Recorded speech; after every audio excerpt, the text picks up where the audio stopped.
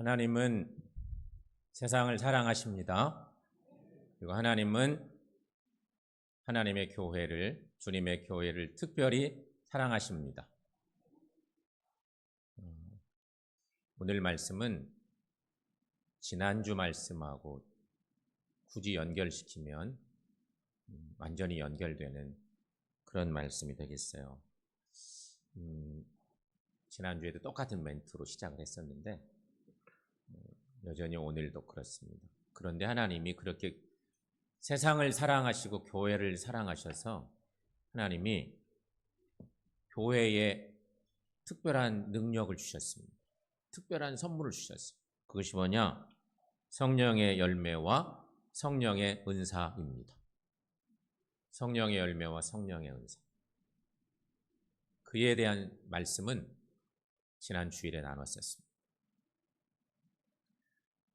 그렇다면 여러분,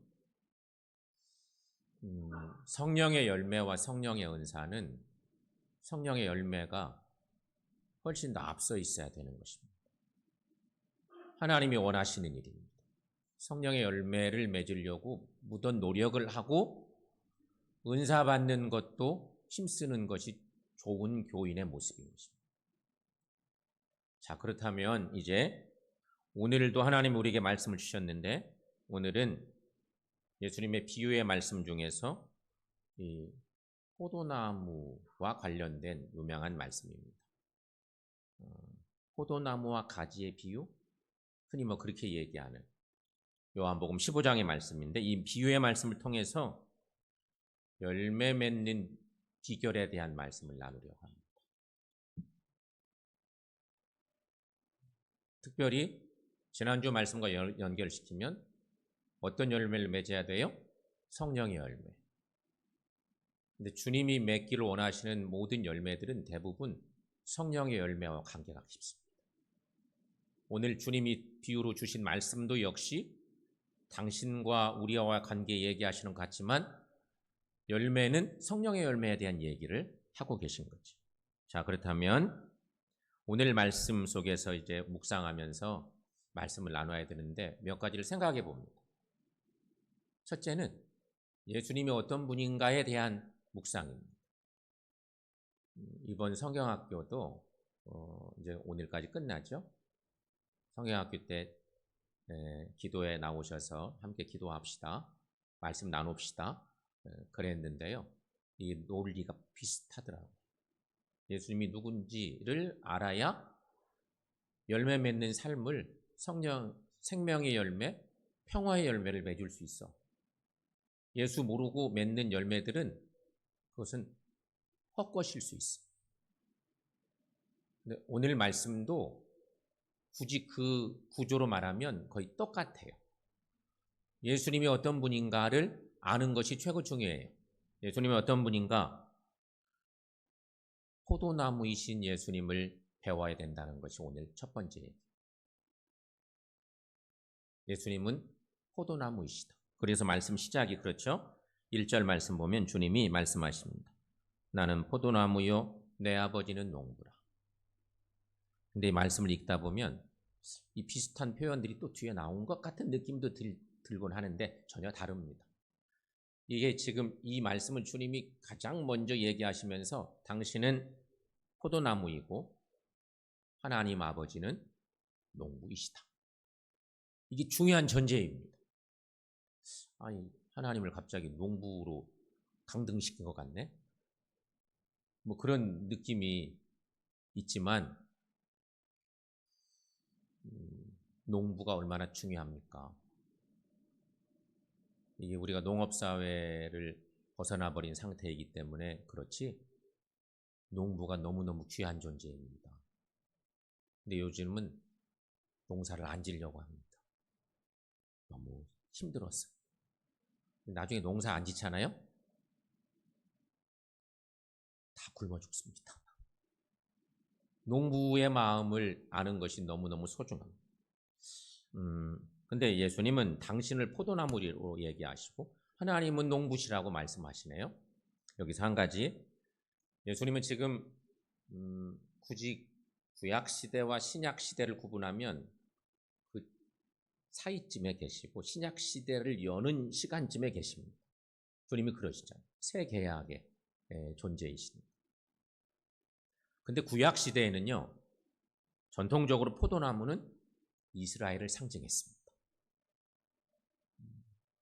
그게 이스라엘 백성의 상징이 포도나무입니다.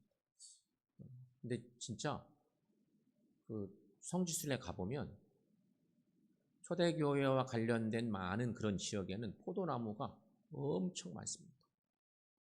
포도나무가 우리하고는 전혀 다르고, 우리는 포도나무 농장이나 있지 집집마다 포도나무 잘 안 심잖아요. 근데 정말 포도나무가 많습니다. 그래서 어쨌든 구약 시대에는 이스라엘 백성은 포도나무로 상징됐습니다. 그런데 여기서 주님은 자신을 포도나무라고 얘기하고 있어요. 구약에 예수님 연결되니까 당연히 그런 거 아닌가? 그런 생각이 들기도 하겠지만 그렇지가 않습니다. 왜 주님이 갑자기 당신을 포도나무라고 얘기하실까? 그 이유는 그동안 이스라엘 백성들이 포도나무 역할을 충실히 못한 것입니다. 니들은 포도나무다. 하나님이 그렇게 말씀하시고 포도나무 역할을 하게 했더니 이스라엘 백성들이 포도나무 역할을 못한 것입니다. 재구실을 못한 거죠. 그래서 새로 심기운 예수님만이 그 역할을 충실히 감당했다는 의미로 주님이 나는 포도나무요 내 아버지는 농부시라. 오늘 유명한 본문의 말씀이 시작이 그렇게 시작됩니다. 여기 여러분 생각할 것. 농부가 포도나무를 심는 목적이 뭘까 하는 것입니다. 포도나무를 농부가 심지 않겠습니까? 농부가 포도나무를 심는 목적이 뭔가? 그걸 생각해 봐야 돼요. 농부는 누구라고 그랬어요? 하나님 아버지. 아버지가 농부이신. 농부가 포도나무를 심는 목적이 과연 뭘까? 좋은 목재를 얻기 위함일까요? 아니면 좋은 조경수가 되기를 원해 심었을까요? 이런 생각들을 해보십시오. 내가 만약에 농부라면 농부이신 하나님께서 포도나무를 심으셨는데 구약시대에는 하나님께서 이스라엘 백성들 전체를 너희는 포도나무다 이렇게 기대하시고 또 그렇게 원하셨는데 예수님이 오셔서 보니 포도나무가 포도나무 구실을 못한 거예요. 그래서 예수님이 새롭게 심겨진 예수님이 나는 포도나무요 내 아버지는 농부시라고 말씀하신 거죠. 여러분, 포도나무를 심은 농부는 좋은 목재나 조경수를 위해서 심은 것은 절대 아니었죠. 우리가 그건 상식적으로 알잖아요. 사실 목재나 조경수로 사용할 목적이라면 포도나무는 진짜 쓸모없습니다. 이게 어떻게 목재가 되겠어요? 멋진 조경수가 될 수도 없어요. 그렇잖아요. 그러나 여러분, 포도나무가 만들어내는 열매는 정말 기가 막힙니다. 그건 사실입니다. 포도나무는 사람들에게 기쁨과 행복을 주는 나무입니다. 그래서 포도나무는 사람들에게 기쁨과 행복과 소망을 상징한다고 이렇게 얘기하죠. 바로 이런 비유로 농부들은 포도나무를 심고 귀하게 가꾸는 것입니다. 이런 이유들로. 여기서 다시 한번 생각해 보면 하나님 아버지가 농부이신데 농부가 포도나무를 심는 목적이 뭘까? 농부가 하나님 아버지신데 하나님 아버지가 포도나무를 심으시는 이유는 뭘까? 이걸 생각해 보는 것입니다. 여러분 예수님 얼굴 보신 적 있어요? 어때요? 여러분 그동안 신앙생활 하시면서 예수님 얼굴 보셨어요? 보고 싶긴 하죠? 그냥 기도하다가 예수님 얼굴을 사진 보듯이 환하게 봤으면 얼마나 좋을까? 예수님 얼굴 보셨어요? 근데 이제 후대에 만약에 그때도 이렇게 지금처럼 핸드폰이 있었더라면 얼마나 좋았을까? 동영상 막 딱 찍어서 여기저기 올려놨으면 예수님의 실물을 볼 수 있는데 그때는 그럴 수가 없었어요. 근데 후대에 화가들이 뭘 그렸어요? 예수님의 성화를, 예수님의 얼굴이 들어있는 성화를 그리기 시작한 거예요. 근데 예수님의 얼굴이 똑같은가요? 다 달라요. 자기가 감동받은 대로 예수님의 얼굴을 그려. 근데 예수님의 얼굴이 대부분 어때요? 험상궂어요? 그러진 않죠? 화가가 감동받은 대로, 은혜 받은 대로 예수님의 얼굴을 그리는 거예요. 똑같은 그림이 그려졌더라면 참 좋았을 걸. 누가 그래도 예수님의 얼굴이 똑같아. 그렇다면 참 좋았을 걸. 사실은 그렇진 않았잖아요. 예수님의 외모는 성화에 나오는 것처럼 정말 멋지고 온화한 모습이셨을까? 실제 모습 어땠을 것 같아요? 그렇지 않았을 가능성이 매우 높습니다. 예수님의 모습은 목재나 조경수보다 못한 나무였던 포도나무와 비슷했는지도 모르겠습니다. 그건 상상입니다. 예수님이 갑자기 나는 포도나무요, 내 아버지는 농부시라 이러면서 오늘 유명한 비유를 시작하신 거예요.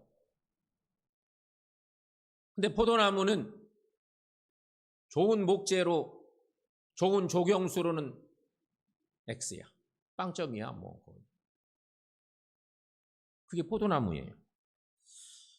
그래서 그런 내용들을 볼 때 예수님의 성화의 모습은 온화하고 멋지신 모습이지만 우리도 헤어스타일도 기가 막히시고 그러지만 실제 모습은 안 그랬을 가능성이 있어요.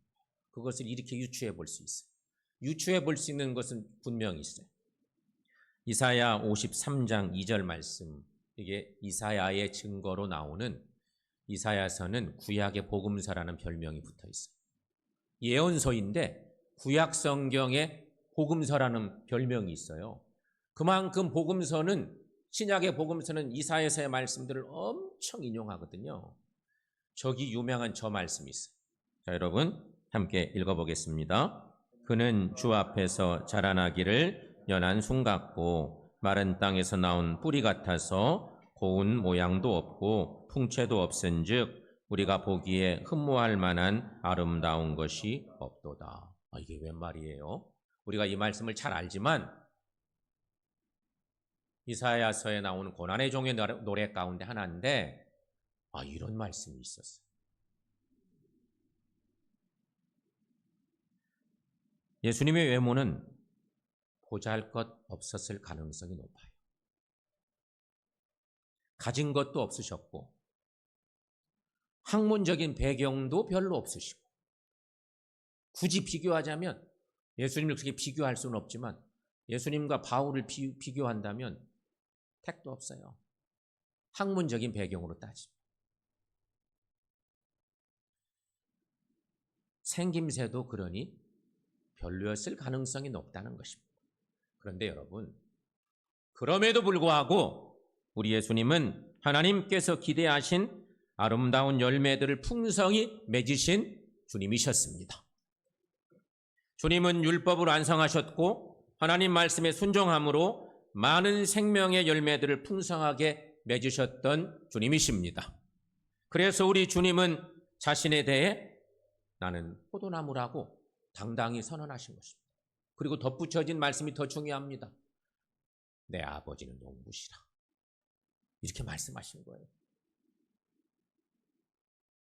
이 말씀에 중요한 의미가 있어요.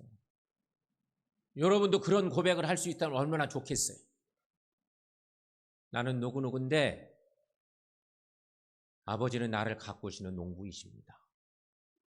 이런 고백인 거잖아요. 그러므로 여러분, 우리 모두가 열매 맺는 삶을 사시려면 포도나무이신 예수님을 잘 배우시기를 축원합니다. 주님을 배우는 것이 우리 신앙의 모든 것이기도 한 거잖아요.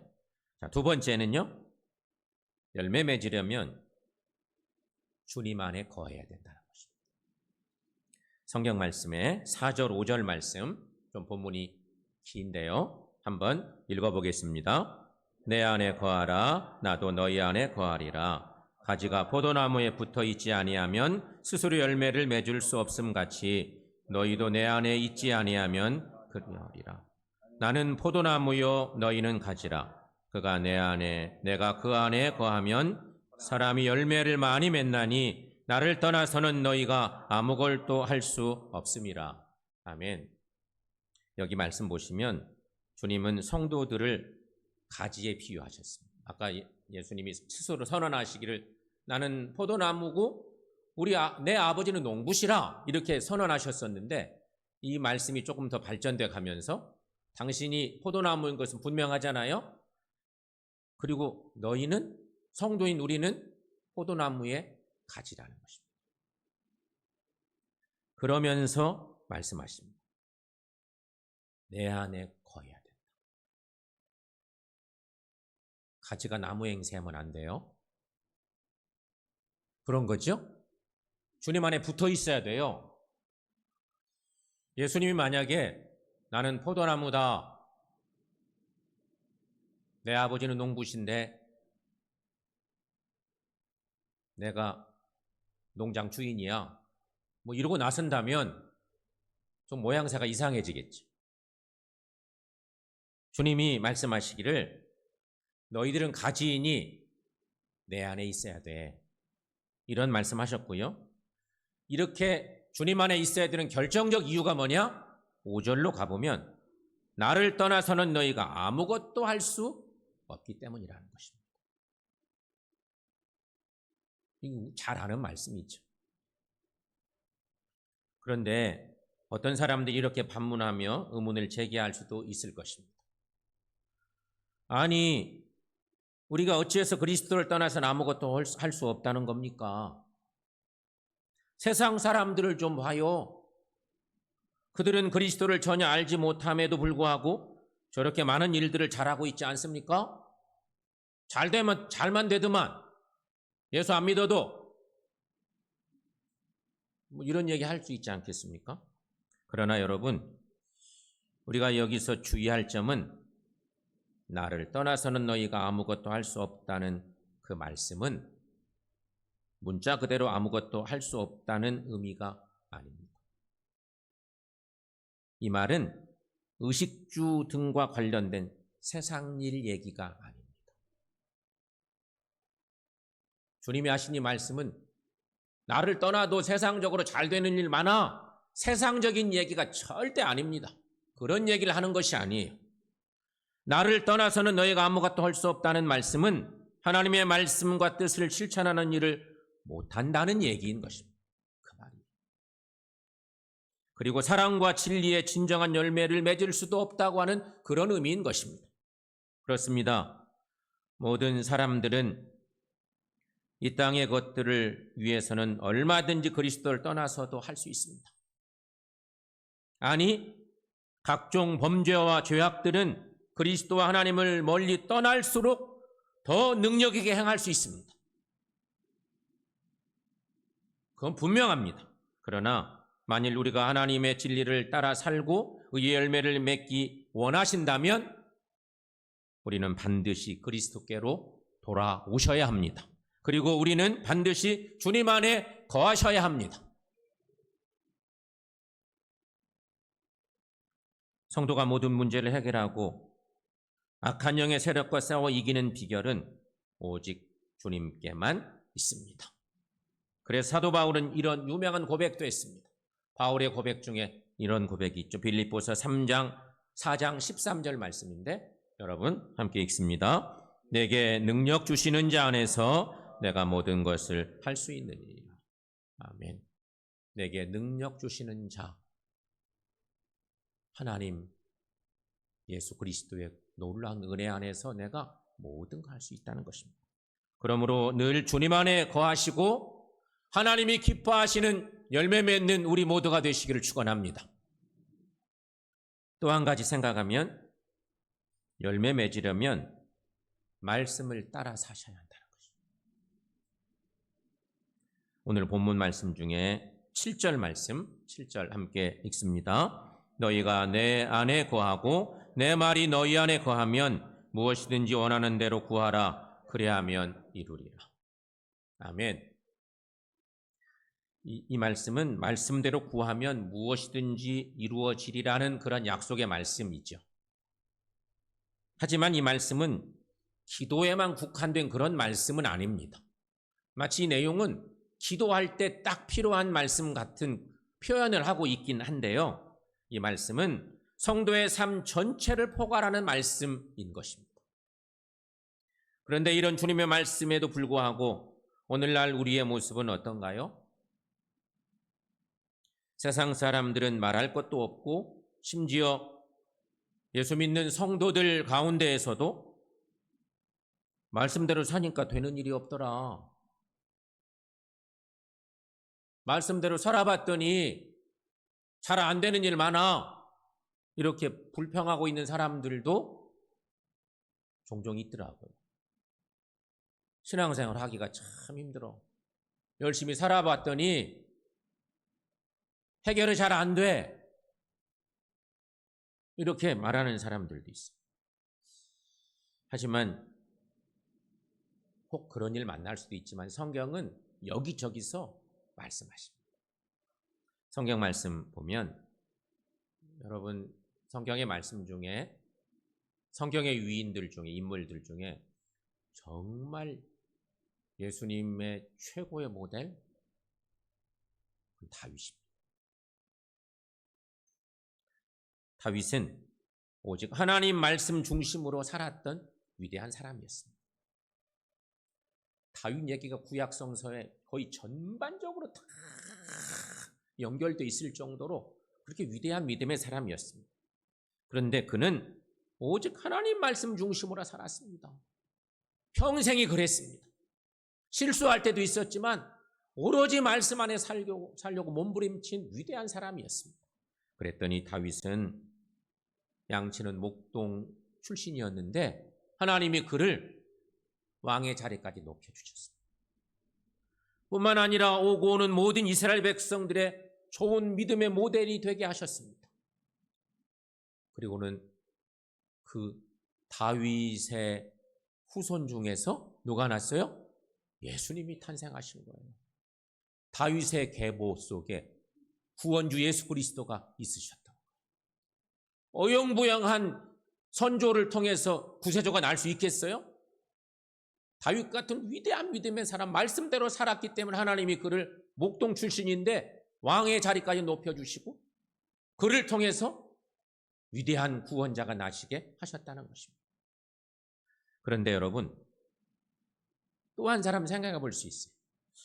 구약 에스더서에 나오는 하만이라는 사람이에요. 우리가 잘 알죠, 하만.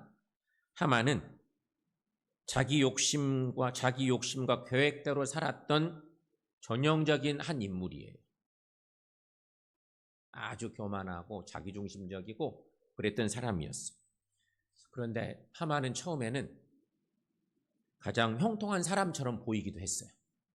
초반 그의 삶은 자기 욕심대로 자기 계획대로 아주 그렇게 막 살았는데 한때 잘 나가기도 했어요. 잘 되는 것 같아. 저런 사람이 저렇게 잘 되다니? 그랬는데 그의 최후는 어땠습니까?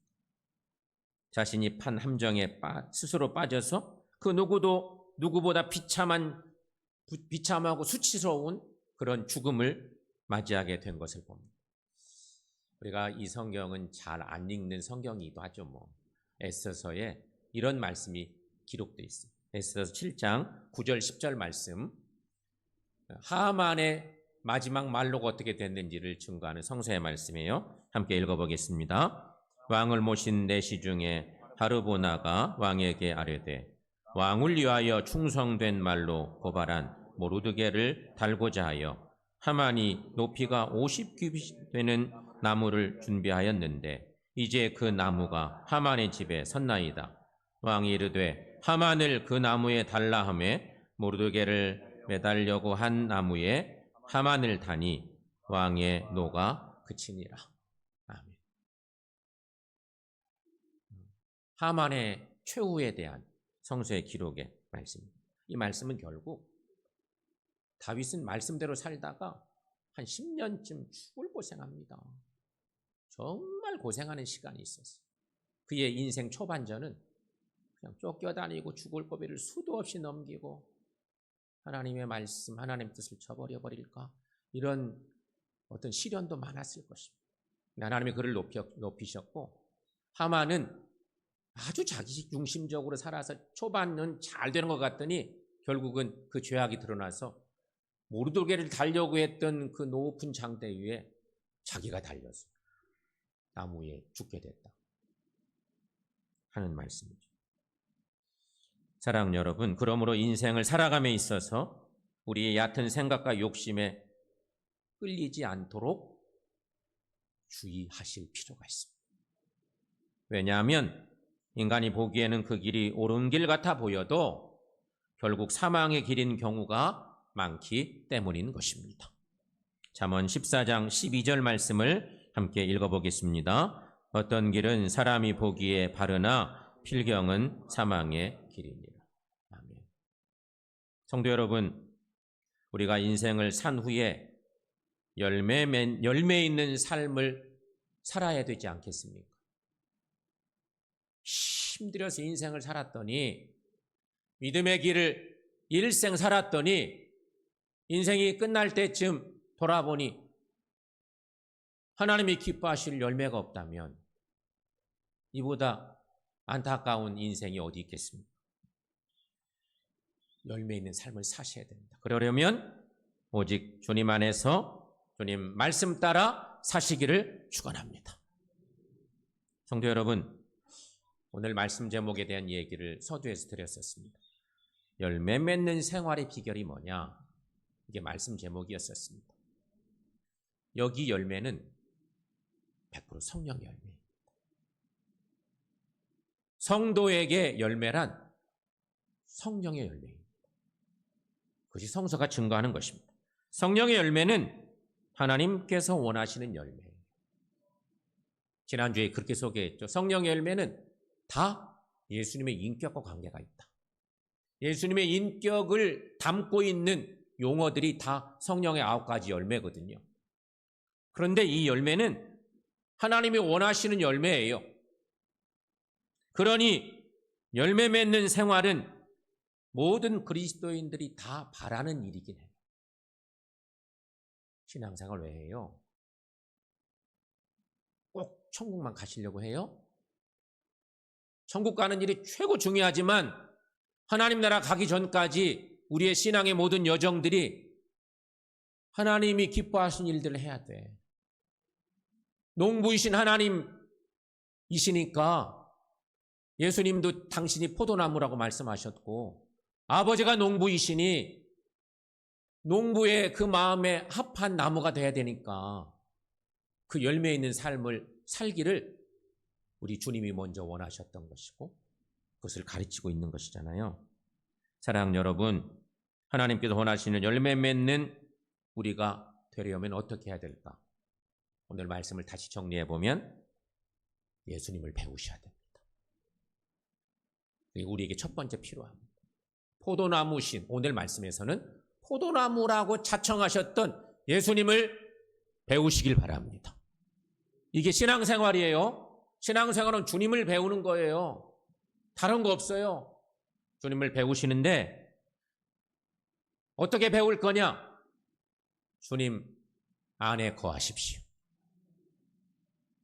그리고 주님 말씀을 따라 사십시오. 신앙생활의 방법, 열매 맺는 방법인 거죠. 그래서 여러분, 하나님께 영광 돌리시고 주님의 교회를 건강하게 하는 좋은 주님의 제자들이 되시기를 축원합니다. 기도하겠습니다.